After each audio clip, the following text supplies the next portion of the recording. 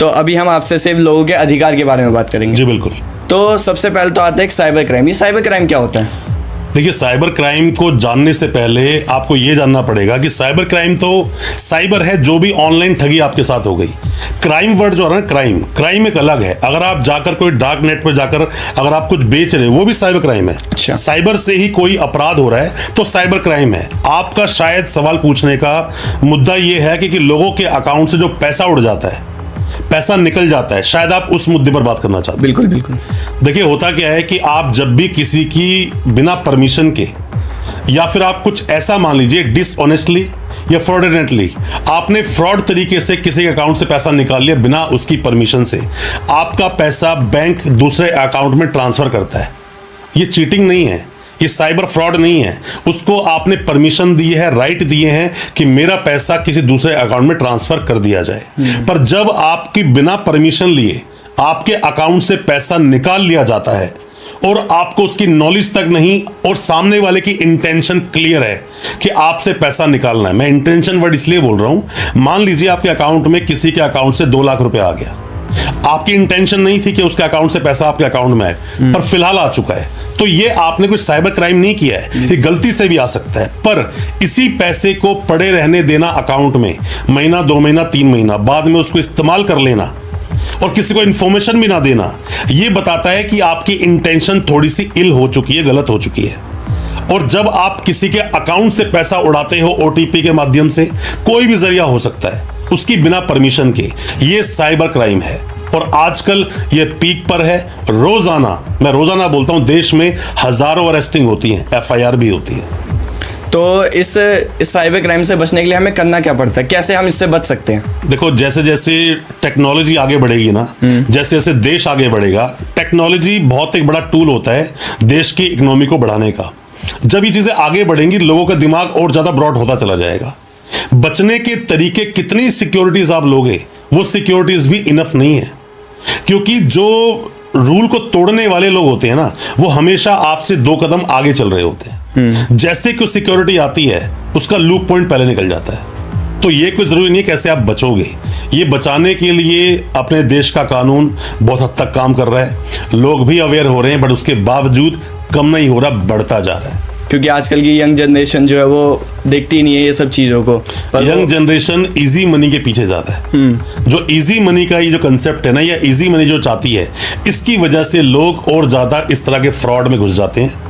Easy तरीके से money, easy तरीके पैसा कमाना चाहते हैं, और ये भूल जाते हैं अरेस्ट हो गए तो कई साल तक जेल में कट सकते हैं। अच्छा जी, ऐसा भी होता है? डायरेक्ट अरेस्ट भी हो सकता है। कई बार बिना नोटिस दिए पुलिस आपको अरेस्ट नहीं कर सकती। ये दोनों अलग अलग कंसेप्ट हैं, पर दोनों ही साइबर फ्रॉड में समझने वाली चीजें हैं। अगर हमें जैसे पता ही नहीं कि हमारे बैंक अकाउंट में आ गए, बाई चांस हमें नहीं पता और हमने गलती से स्पेंड कर दिया उसको कहीं, तो क्या हम उससे किसी तरह बच भी सकते हैं कि हम अपना कोई वो सबूत रख दें कि हमने ऐसा नहीं करा, हमारे से गलती? आपके पास कोई पैसा अकाउंट में आया और आपने जाकर पुलिस को इन्फॉर्म नहीं किया, या आपने बैंक को इन्फॉर्म नहीं किया, क्लियर मतलब है कि आपकी इंटेंशन है उस पैसे को यूज करने की। अच्छा। आप उस पैसे को यूज कर रहे हैं जो कि चीज आपकी है ही नहीं, तो आपको पहले जाके बैंक को इन्फॉर्म करना चाहिए। हो सकता है पैसा किसी तरह से गलत तरीके से पैसा आपके अकाउंट में आ गया, और ये मुकदमा आपको भी उसी 120B एक सेक्शन है, या 61(2) बोल सकते हो, नया सेक्शन BNSS का, उसमें आपको लेकर आ जाएगा। कॉमन इंटेंशन भी बोलते हो, या फिर प्लानिंग बोल सकते हो आप इसको, उसमें लेकर आ जाएगा। तो आपने जो सेक्शन बताया, क्या होता है सेक्शन ये वाला? देखिए, सेक्शन को जानने के लिए ना पहला पूरे चीटिंग को समझिए, क्योंकि आज की डेट में जो जनता है ना, वो बहुत कुछ जानना चाहते हैं। चीटिंग भी एक तरह की नहीं है। चीटिंग पे अगर बोलना शुरू करूं मैं तो लगभग 2-3 घंटे का पॉडकास्ट ये बनेगा। चीटिंग बहुत एक वास्ट सब्जेक्ट है, पर छोटे में आप समझिए, जो हम ऑनलाइन फ्रॉड की बात कर रहे हैं उसको समझिए। जामताड़ा आपने सीरीज देखी होगी ना, वो पैसा अकाउंट से निकालते हैं। अगर मान लीजिए कि कोई भी एक इंसान, एक्स नाम का इंसान है, कहीं बैठकर कॉल कर रहा है और पैसे की ठगी कर रहा है, तो उसमें सेक्शन क्या लगेगा पहले आप ये समझिए। सेक्शन नॉर्मल लगेगा 420 IPC। अगर हम नए कानून की बात करें, BNS का सेक्शन 318 का सब सेक्शन 4, ये नया सेक्शन है कि उसने सिर्फ चीटिंग की है। चीटिंग के साथ साथ यहीं पर एक आता है IT एक्ट, जिसका सेक्शन 66D लग जाता है। तो ये दोनों ही सेक्शन एक ऐसी सेक्शन है जिसकी पनिशमेंट अप टू 7 ईयर्स है। अच्छा जी। आपको ना अपने देश में, अपने देश का कानून इतना ज्यादा लीनियंट है कि किसी को जेल में डालने से पहले उसको रास्ते बहुत सारे दिए निकलने के। उन्हीं में से एक रास्ता आता है जो जजमेंट है सुप्रीम कोर्ट का। 2 जजमेंट्स बताता हूं, हालांकि लोगों को मैंने बहुत बार अपनी वीडियो से पहले बताया है। अरनेश कुमार का एक जजमेंट है और दूसरा जजमेंट है सतेंद्र अंटिल का। इसमें यह बोलता है कि जो भी कोई ऑफेंस जिसकी सजा 7 साल तक है, यही एक बहुत बड़ा एक ऐसा पॉइंट है जिसमें कई बार नए वकील साहब भी बहुत गलतियां करते हैं और जिसको अरेस्ट कर रही पुलिस वो भी जानता नहीं है कानून के बारे में और पुलिस को भी पूरी बात पता नहीं है, वो सीधा अरेस्ट कर लेते हैं। जबकि 7 साल तक की सजा के मामलों में पुलिस को ऐसा कोई अधिकार नहीं है कि सीधा जाकर किसी को अरेस्ट कर ले और फिर मजिस्ट्रेट साहब उसको जेल भेज दें। जब पुलिस किसी को अरेस्ट करेगी 24 घंटे में पेश करेगी मजिस्ट्रेट साहब के पास। मजिस्ट्रेट साहब की ड्यूटी है ये नहीं कि फॉर्मेलिटी नहीं है, ड्यूटी है। ये देखें कि ये जो मामला है अप टू 7 इयर्स तक का तो नहीं है। अप टू 7 इयर्स तक का है तो पहले पुलिस वालों से जस्टिफिकेशन मांगेंगे, क्यों अरेस्ट किया भाई इसको। अरेस्ट करने का क्या सॉलिड कोई रीजन आपके पास है? नहीं है कुछ भी, तो वहां से उसको रिलीज किया जाना चाहिए, पर उसको जेल भेज देते हैं। आप कितने ही लोग, अगर हजारों अरेस्टिंग हुई है, मैं सबको बोल रहा हूं जितने भी लोग ये वीडियो देख रहे हो, आप में सगा संबंधी जानकार कोई भी जेल में है या आप जेल गए थे चीटिंग के मामले में, 420 सेक्शन लगा था आईपीसी का, और जो नया सेक्शन है अपना बीएनएस का 318 सब सेक्शन 4 ये अभी का है, रेड पड़ती है कॉल सेंटर में। आप 3 एग्जाम्पल समझ लो, क्योंकि ऐसे में अगर पुलिस ने उठा के जेल में डाला है तो आपको नोटिस नहीं दिया है। नोटिस नहीं दिया तो इलीगल अरेस्ट है। अगर बिना नोटिस के अरेस्ट कर लिया तो वहां पर जस्टिफाई करना पड़ेगा अरेस्ट क्यों कर रहे हैं। मैंने इसलिए बोला था कि टॉपिक बड़ा वास्ट है, मैं पूरा बोलूंगा तो काफी घंटे लगेंगे। शॉर्ट में समझाने की कोशिश कर रहा हूं, शायद किसी का भला हो जाए। बिल्कुल। अब इसको ना 3 तरह से आप 3 एग्जाम्पल ले लो। एग्जाम्पल बहुत सारे हैं, मैं 3 एग्जाम्पल बनाने की कोशिश करता हूं। पहला, मान लीजिए कि एक जगह पर रेड करती है पुलिस को इन्फॉर्मेशन मिली। पहली बात तो ये कभी पता नहीं चल सकता, पुलिस बोलती है कि हमारे सूत्रों से इन्फॉर्मेशन मिली, हमारे मुखबिर खास ने इन्फॉर्मेशन दी कि इस जगह पर कुछ लोग बैठकर साइबर फ्रॉड कर रहे हैं, लोगों के साथ ठगी कर रहे हैं। तो ये जो मुखबिर है ना, ये कभी कोर्ट में आता नहीं है और ना पता चलता है मुखबिर था कौन। अच्छा। ये पुलिस के पास एक स्पेशल पावर है। जैसे कि पुलिस से हम ये नहीं पूछ सकते मुखबिर कौन था उसको सामने लाओ, उसी तरह से एक वकील से ये नहीं पूछ सकते आपने अपने क्लाइंट को एडवाइस क्या दी।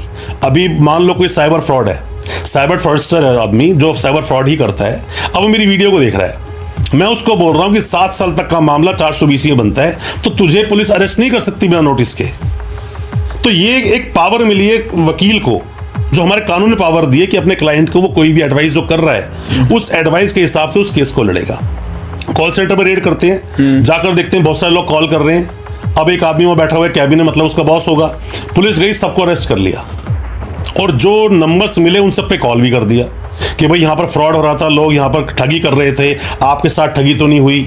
अब मान लीजिए किसी आदमी को कॉल किया, अभी बात हुई थी कि हम आपको टीवी बेच रहे हैं और टीवी मार्केट में 65,000 का है, हम 50,000 का दे रहे हैं, अभी बात हुई है। एकदम पुलिस आती है, बोलते हैं यहाँ पर तो फ्रॉड चल रहा था, लोगों के साथ चीटिंग हो रही थी, आपके साथ चीटिंग तो नहीं हुई। तो वो आदमी बोलेगा हाँ मुझे कॉल आया था, शायद ठग रहे थे मेरे को। तो ऐसे में वो उनके गवाह बन जाते हैं। हाँ। अब एक सवाल मैं आपसे पूछता हूं, अब सवाल सभी से है मेरा ये कि मान लीजिए एक आदमी बोलता है किसी भी इंसान के पास से 10, 20, 50 फर्जी मार्कशीटें मिली। मैं फर्जी वर्ड यूज कर रहा हूं कि हो सकता है आगे जाके फर्जी बन जाए, पुलिस तो फर्जी बोलती है उसे। उसके बाद फर्जी मार्कशीटें मिली तो पुलिस ने उठाकर उसको मजिस्ट्रेट के सामने पेश किया और वो जेल चला गया। अब सवाल यह आता है कि वो सारी मार्कशीटें फर्जी थी, पता कैसे चला? क्या उसकी कोई एफएसएल रिपोर्ट मंगाई? क्या यूनिवर्सिटी से कोई डाटा मंगाया? मेरी जेब में 500 का नोट है, मैं 500 नोट दिखाता हूं, क्या कोई बता सकता है वो असली के नकली है? जब तक क्या उसको टेस्टिफाई नहीं किया जाएगा, जब तक उसकी रिपोर्ट नहीं आएगी। तो कॉल सेंटर में वो फर्जीवाड़ा कर रहे थे, पता कैसे चला? कोई सबूत है आपके पास? सबूत नहीं है, एविडेंस नहीं है, फिर भी लोग जेल जाते हैं और लोग जेल में हैं। 41A का नोटिस नहीं मिलता है, जरूरी है नोटिस देना। एक और आपको बात बताता हूं मैं, मान लीजिए कि किसी भी एक्स नाम के बंदे ने आपको 1.5 करोड़ रुपए दिया कि भाई 1.5 करोड़ तू ले ले और तू मेरा बहुत नोन है, मैं तो उससे 1-2 साल बाद ले लूंगा, तू इसको पैसे को यूज कर ले, काम आएगा, अपने बिजनेस में लगा, कुछ बढ़ा के मेरे को दे दियो। या आपने किसी को बोला यार मुझे 20 लाख की जरूरत है, उसने आपको इंटरेस्ट पे दे दिया।